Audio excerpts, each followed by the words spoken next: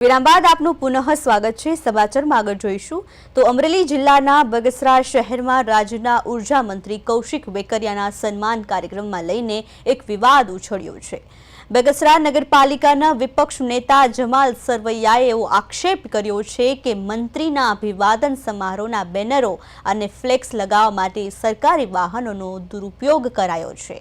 માહિતી મુજબ નગરપાલિકા વિસ્તારમાં 16 કરોડના વિવિધ વિકાસ કાર્યો, સીસી રોડ, ભૂગર્ભ ગટર વગેરેના લોકાર્પણ અને ખાતમુહૂર્ત માટે રાજ્યના ઉર્જા મંત્રી કૌશિક વેકરિયાના હસ્તે લોકાર્પણ થવાનું છે। ત્યારે આ કાર્યક્રમની તૈયારી દરમિયાન એમ્બ્યુલન્સ અને સ્ટ્રીટ લાઇટ રિપેરિંગ માટેની સરકારી ગાડીનો ઉપયોગ બેનરો લગાવવા માટે કરવામાં આવ્યો હોવાનો વિડીયો સોશિયલ મીડિયામાં વાયરલ થયો છે।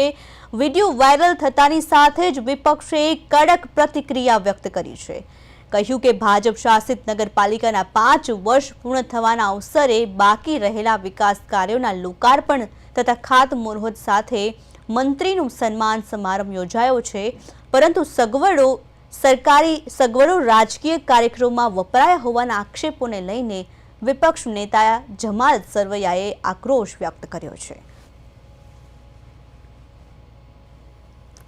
જ્યારે આ ઉદ્ઘાટનનું કાર્યક્રમ થઈ રહ્યો છે, આ ઉદ્ઘાટન તો આવા ખાતમુહૂર્ત તો આ કામ કર્યા ને એના કેટલી ફેર કરી ગયા।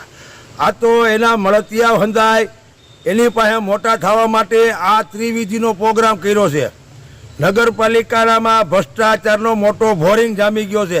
આ લોકોએ અત્યારે જે રોડ બનાવ્યા છે એ રોડમાં અત્યારે ચારે બાજુ રિનોવેશન કર્યા છે, અને એનું ઉદ્ઘાટન કરવા આવ્યા છે। નવું કામ કાંઈ કરતા નથી અત્યારે, આ નવા કામે કોઈ કરતા નથી।